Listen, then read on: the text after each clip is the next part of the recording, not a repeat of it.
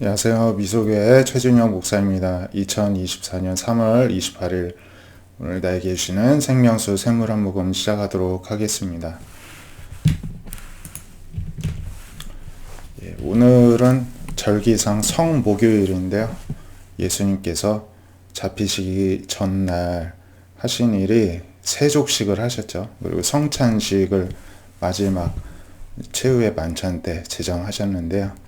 그에 관한 말씀을 나누도록 하겠습니다. 출애굽기 12장에는 최초의 유월절, 하나님께서 이제 애굽 왕 바로에게 내리신 10번째 재앙이자 이제 유월절의 시초가 된 사건인데요. 하나님께서 이제 모세와 아론을 통해서 말씀하시기를 이 달을 너에게 달의 시작, 해의 첫 달이 되게 하라. 새롭게 하나님이 역사를 쓰시겠다는 것입니다.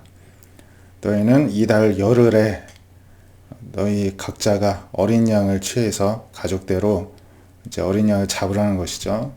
식구가 너무 적으면 이웃과 함께 사람 수를 따라서 하나를 잡아서 사람이 먹을 수 있는 분량으로 계산하라고 합니다.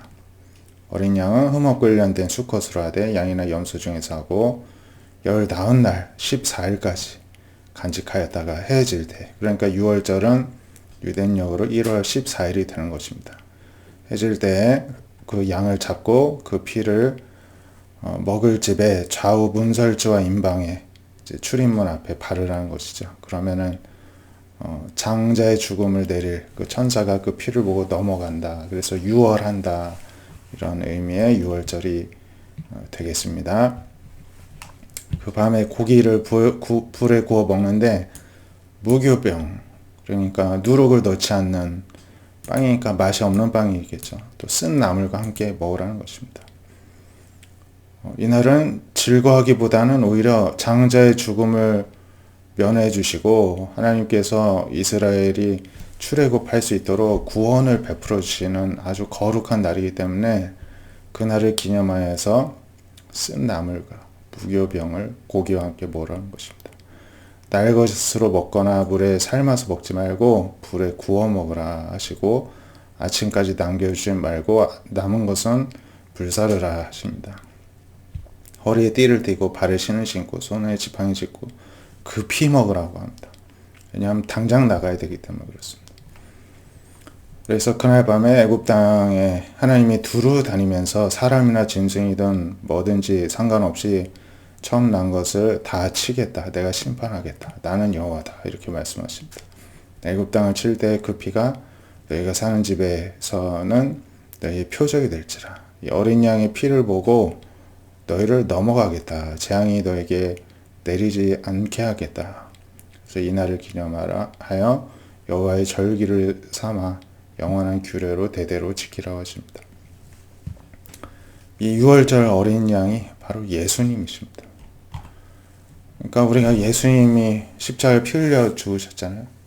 예수님 믿으면 우리에게 피칠이 되는 것입니다. 예수님의 피로 덮여지고 우리는 죄인이지만 하나님이 그 예수님의 피를 보고 우리를 구원해 주셔서 천국문에도 통과시켜 주시고 이 세상에서도 하나님의 백성이 되게 해 주신다는 것입니다. 시편 116편 1, 2절에 보면 여호와께서 내 음성과 간구를 들으심으로 내가 그를 사랑하는도다. 그의 귀를 내게 기울이셨으므로 내가 평생 기다리로다. 하나님이 우리에게 귀 기울이시기 때문에 우리가 평생에 하나님께 기도할 가치가 있다는 것입니다.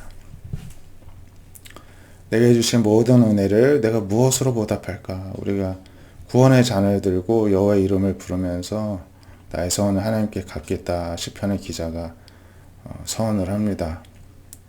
경건한 자들의 죽음은 하나님께서 보시기에 귀중한 것이고 여호와의 단은 진실로 주의 종이고 주의 여종의 아들 곧 주의 종이라. 주께서 나의 결박을 푸셨나이다. 내가 주께 감사를 드리고 여호와의 이름을 부르겠습니다. 또 하나님께 서원한 것을 내가 다 지키겠습니다.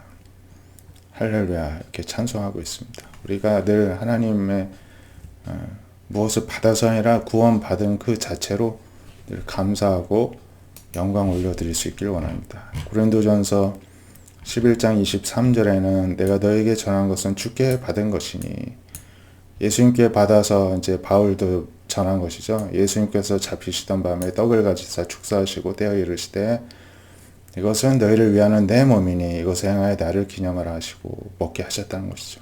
잔도 마찬가지로 내 피로 세운 새 언약이니 마실 때마다 나를 기념하라. 너희가 이 떡을 먹고 잔을 마실 때마다 주의 죽으심을 그가 오실 때까지 전하는 것이니라. 그래서 우리가 부활절에 또 성찬식을 앞두고 있는데요. 우리가 이렇게 주님께서 제정하신 떡과 잔에 참여함으로써 주님의 그 구원 사역에 우리가 늘 참여할 수 있길 원합니다. 우리도 구원을 받고 또 이 주님께 구원받을 수 있는 방법을 널리 전파하는 그런 제자로서의 또 사명을 감당할 수 있길 원합니다. 요한복음 13장 1절에서 7절에 보시면 예수님이 이제 떠나실 줄을 아시나 이제 제자들을 끝까지 사랑하셨습니다. 마귀가 벌써 가룟 유다의 마음에 예수를 팔 생각을 집어넣었습니다. 저녁 먹는 중 예수님은 아버지께서 모든 것을 자기 손에 맡기셨고 하나님께로 오셨다가 다시 하나님께로 돌아갈 것을 아시고 저녁 잡수시던 자리에서 일어나서 겉옷을 벗고 수건을 가져다가 허리를 두르시고 이제 종이 하듯이 복장을 하시고 물을 떠서 제자들 발을 씻기시고 수건으로 닦아주십니다. 베드로에게 이르시니 베드로가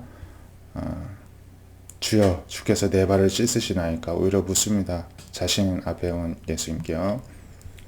내가 하는 것을 너가 지금은 알지 못하지만 후에는 알게 될 것이다. 절대로 제발 씻지 마십시오. 내가 안 씻어주면 너와 내가 상관이 없느니라. 그랬더니 발뿐만 아니라 손과 머리도 씻어주세요. 그랬더니 목욕한 자는 발밖에 씻을 필요가 없느니라. 내가 깨끗하지만 다는 아니다. 상징적으로 발만 씻어주십니다. 예수님이 자기를 팔자가 누군지 이미 아시기 때문입니다. 내가 너희에게 행한 것은 너희가 나를 선생 또는 주라 하는 게 맞다. 하지만 선생 또는 주가 되어서 너희 발을 씻었으니 너희도 이렇게 서로 발을 씻어주는 섬김을 행하라는 것입니다. 본을 보여주기 위해서라는 것입니다. 종이 주인보다 크지 못하고 본을 받은 자가 보낸 자보다 크지 못하나니 너희가 이것을 알고 행하면 복이 있으리라. 우리가 주님보다 절대 클 수 없죠. 그래서 시키신 대로 우리가 본을 보여주신 대로 행할 때 우리에게 복이 있다 말씀을 하십니다. 그래서 세족식을 이렇게 제정을 해 주셨고요. 31절 하반절부터 보면은 하나님도 인자로 말미암아 영광을 받으신다 이렇게 말씀을 하시죠. 그러면서 작은 자들아 내가 잠시 너희와 함께 있겠노라. 너희가 나를 찾을 것이나 너희는 내가 가는 곳에 올 수 없다고 말한 것 같이 지금 너희에게도 이르노라. 이제 너희가 당장은 내가 있는 천국에는 올 수는 없다는 것이죠. 하지만 이제 이들에게는 주님이 길을 열어주신 거죠. 왜냐? 주님 자신은 길이 되시기 때문에 그렇습니다. 새 계명을 너희에게 주노니 서로 사랑하라. 내가 너희를 사랑한 것이 서로 사랑하라. 사랑하면 예수님의 제자인 줄을 알리라 이렇게 말씀하시면서 사랑이 밑바탕에 흘러서 세조식도 하시고 성찬식도 하시고 세계명도 주시고 십자가에서 달려 돌아가서 죽으시면서 우리에게 생명까지 주신 것입니다. 오늘 성목요일에 주님의 은혜를 묵상하면서 주님 앞에 감사와 영광을 올려드리며 우리도 주님의 본을 따라 겸손한 자로 사랑의 제자로서 그 길을 따라가겠노로 결단하는 하루 되시기를 바랍니다. 기도하겠습니다. 하나님, 우리가 무엇이 간데 우리에게도 구원을 허락해 주셨는지 참으로 감사를 드립니다. 우리는 늘 허물과 죄로 죽을 수밖에 없는 죄인이지만 예수 그리스도의 보혈로 뒤덮여 줘서 그 보혈의 능력으로 하나님께서 우리를 받으시고 자신 백성으로 오히려 양자의 영을 주셔서 자녀로 삼아주신 크신 은혜에 감사를 드립니다. 우리가 주님의 가르침대로 서로 섬기게 하여 주시고 서로 사랑하게 하여 주시옵소서. 이 성목요일에 주님께서 주신 은혜를 더욱더 묵상하며 감사와 영광을 올려드리며 주님께 더욱더 헌신하고 또 삶으로 실천하는 저희가 되게 하여 주시옵소서. 예수님의 이름으로 기도드립니다. 아멘. 오늘도 주님 앞에 말씀과 기도와 묵상으로 더욱더 나아가는 저 여러분 되시기를 축복드립니다. 감사합니다.